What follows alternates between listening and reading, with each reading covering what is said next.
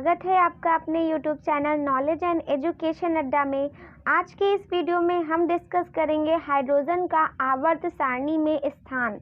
दोस्तों, इसके previous video में मैंने आपको आवर्त सारणी पीरियोडिक टेबल के बारे में बताया है। फिर उसके बाद सेकेंड वीडियो मैंने डाला कि पीरियोडिक टेबल में जो हमारे तत्व होते हैं, जैसे कि उसमें इलेक्ट्रॉन बंधुता का गुण होता है और पीरियोडिक टेबल में ही विद्युत ऋणात्मकता होती है, परमाणु त्रिज्या होती है, तो उनका आवर्त सारणी में ऊपर से नीचे जाने पर या बाएं से दाएं जाने पर वो घटता है कि बढ़ता है, उसमें क्या परिवर्तन होता है, ये सब हमने डिस्कस किया है।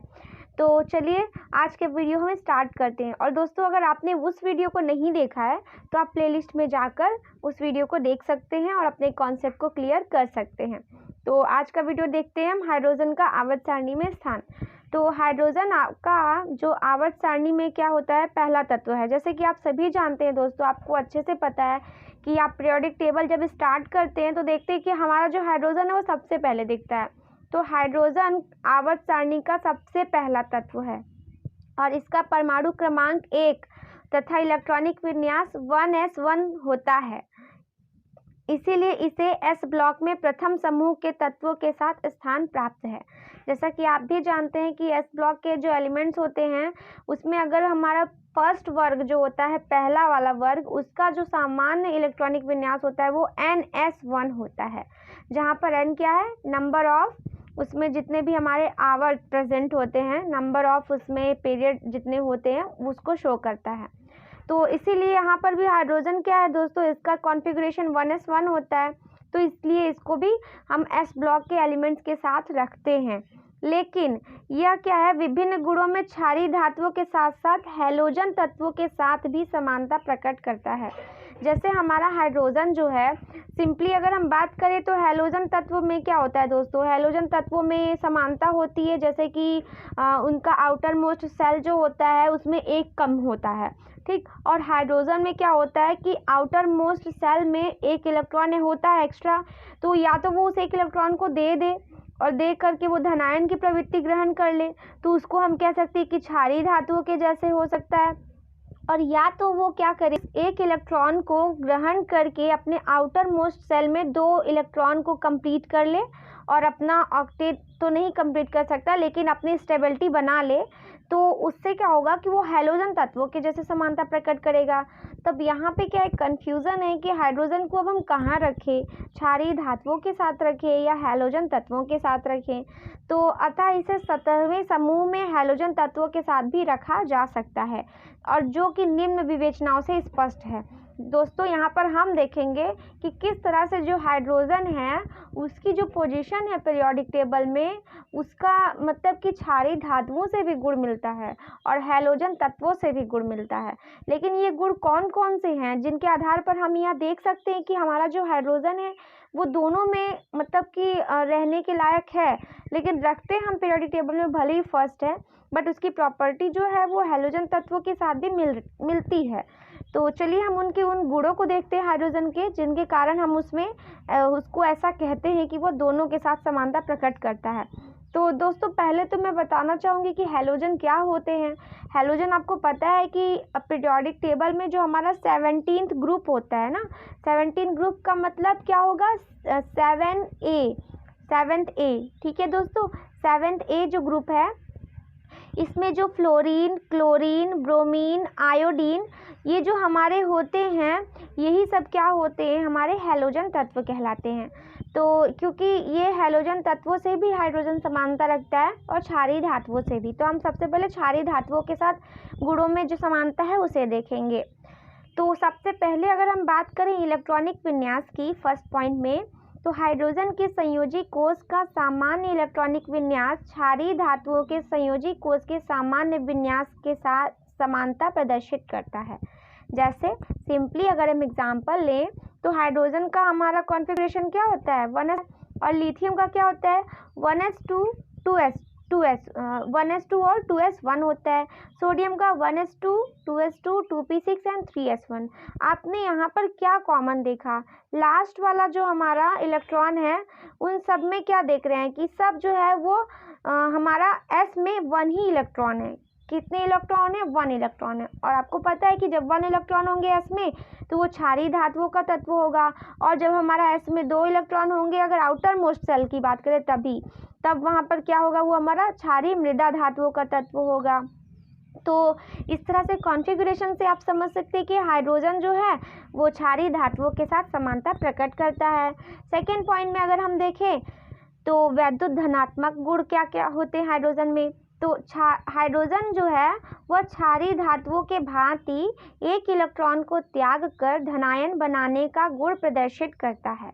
जैसे आपको मैंने अभी बताया भी कि हाइड्रोजन के पास सिर्फ 1 इलेक्ट्रॉन है।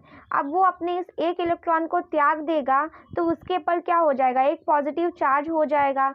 सिंपली अगर हम जैसे और भी देखें क्षारीय धातुओं में जो एलिमेंट्स हैं, लिथियम हो गया, सोडियम हो गया, तो इन सब का क्या होता है, इनमें भी क्या है, लिथियम का आप देखेंगे तो ये भी 1 इलेक्ट्रॉन अपना दे देगा, सोडियम भी अपना अगर 1 इलेक्ट्रॉन आउटर मोस्ट सेल से दे देगा तो इनमें भी क्या हो जाएंगे, एक पॉजिटिव चार्ज हो जाएंगे, और यहाँ से एक इलेक्ट्रॉन इन लोग अपना रिलीज कर देंगे, जिसकी वजह से यहाँ पर क्या हो जाएगा, विद्युत धनात्मक गुण उपस्थित होगा।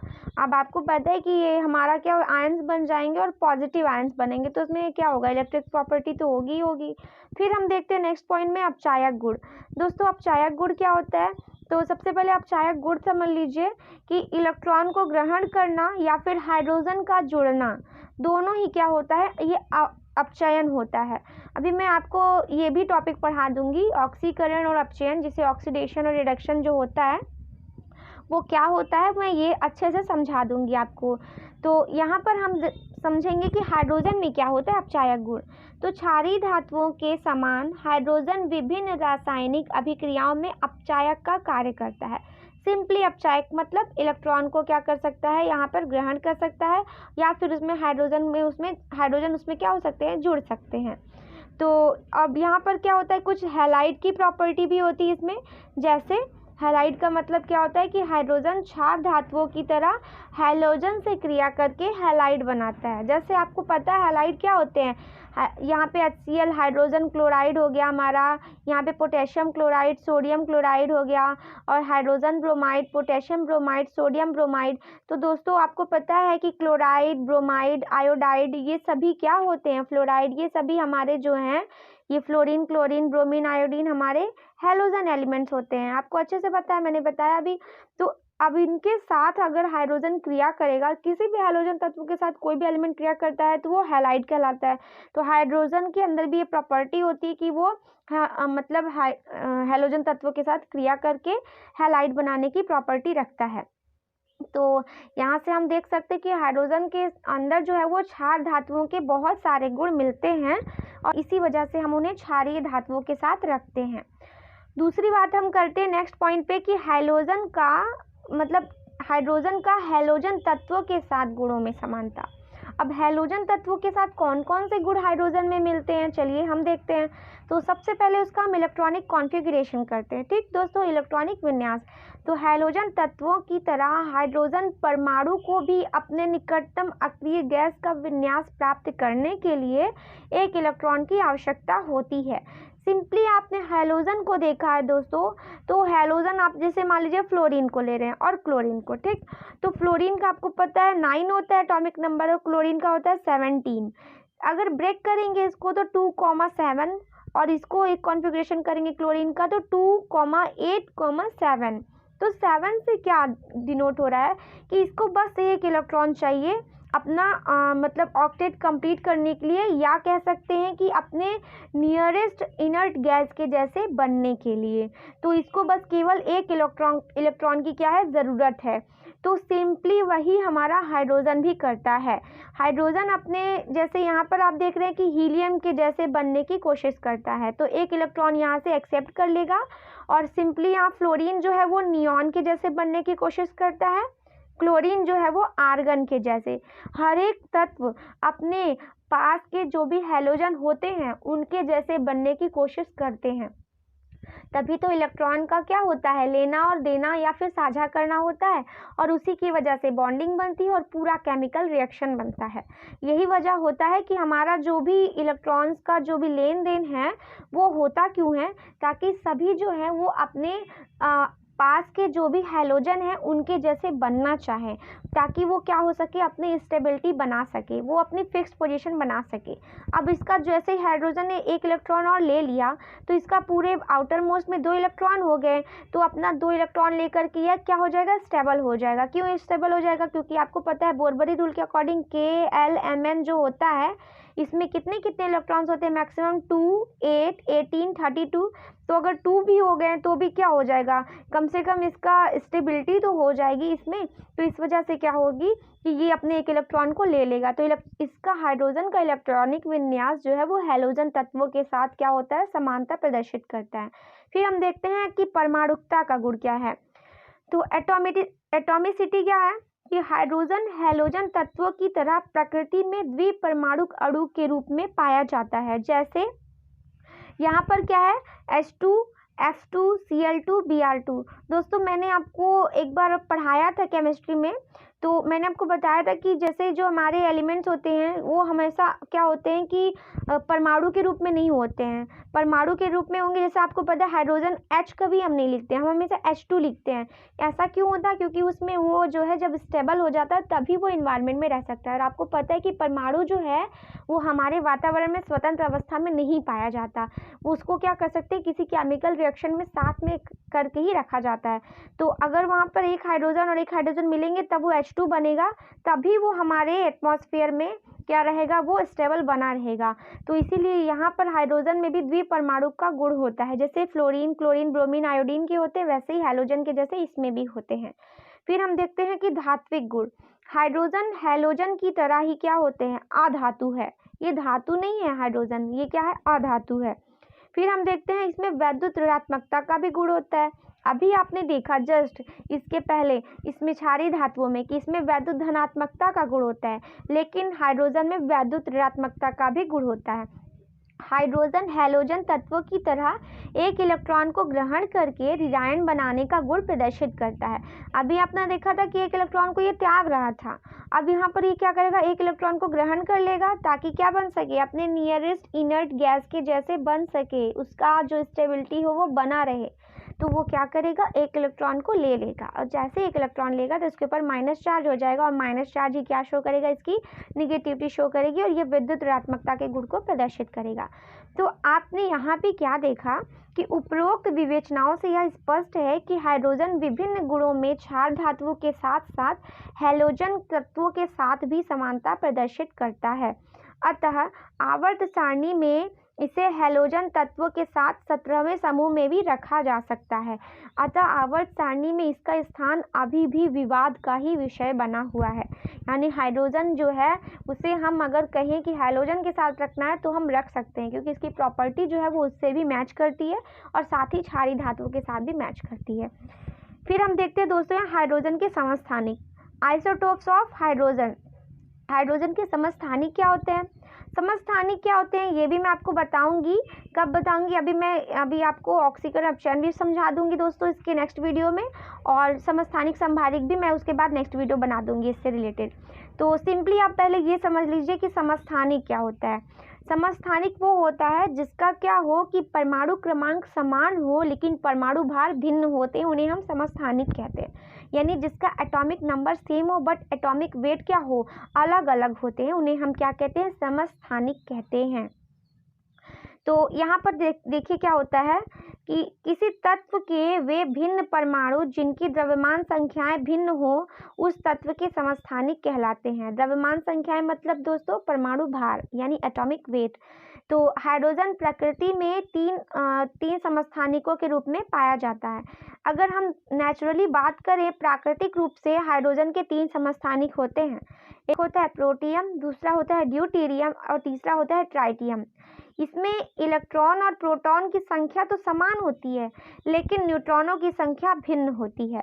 तो आइए देखते हैं यहाँ पर, तो सिंबल से आप पहले समझिए कि हमारा जो पहले तो ये क्या है 1H1, 1S2 एंड 1S3, यही हमारा प्रोटियम, ड्यूटेरियम एंड ट्राइटियम। इसी को हम हाइड्रोजन के 3 समस्थानिक कहते हैं।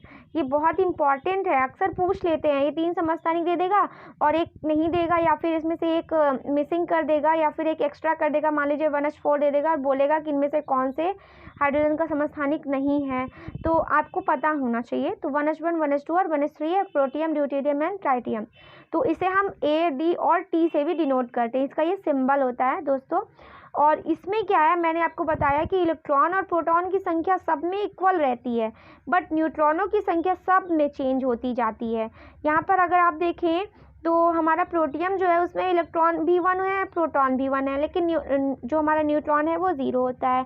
ड्यूटेरियम में हमारा क्या होता है, इलेक्ट्रॉन 1 और प्रोटॉन भी 1 है, बट यहाँ पर जो न्यूट्रॉन है वो हमारा वो भी 1 ही होता है। और ट्राइटियम में जो इलेक्ट्रॉन और प्रोटॉन है वो 1 होते हैं, बट यहाँ पर न्यूट्रॉनों की संख्या बढ़ जाती है। इसी वजह से क्या होते हैं कि इनका जो एटॉमिक वेट है वो भी बढ़ जाता है।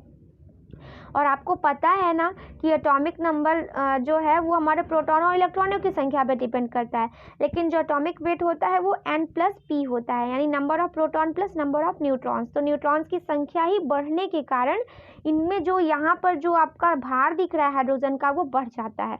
इसीलिए तो यहाँ पर क्या है 1S3 हो गया, यहाँ पे 1H2 कैसे हो गया, यहाँ पे एक न्यूट्रॉन क्या हो गया, बढ़ गया। और यहाँ पे 0 क्यों है, इसलिए 0 है, इसी वजह से यहाँ पे 1H1 होता है। तो सिंपली अगर हाइड्रोजन में कहा जाए तो एटॉमिक वेट भी 1 ही होता है और एटॉमिक नंबर भी 1 ही होता है, लेकिन अगर उसके समस्थानिकों को देखा जाए तो अलग अलग होते हैं।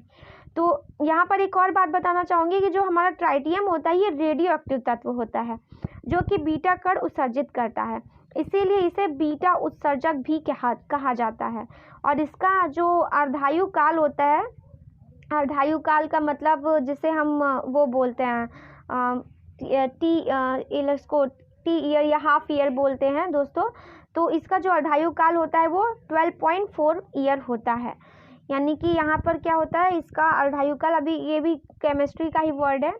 और फिर दोस्तों तो यहाँ से हमारा क्या है, थोड़ा सा हाइड्रोजन से रिलेटेड कुछ कॉन्सेप्ट आज का क्लियर हुआ। मैंने बताया भी था कि हाइड्रोजन जो है बहुत ही कंफ्यूजिंग होता है और इसका आवर्त सारणी में स्थान जो है वो भले ही वहाँ पर फिक्स है क्षारीय धातुओं के साथ, लेकिन हम इसको हैलोजन के साथ भी रख सकते हैं।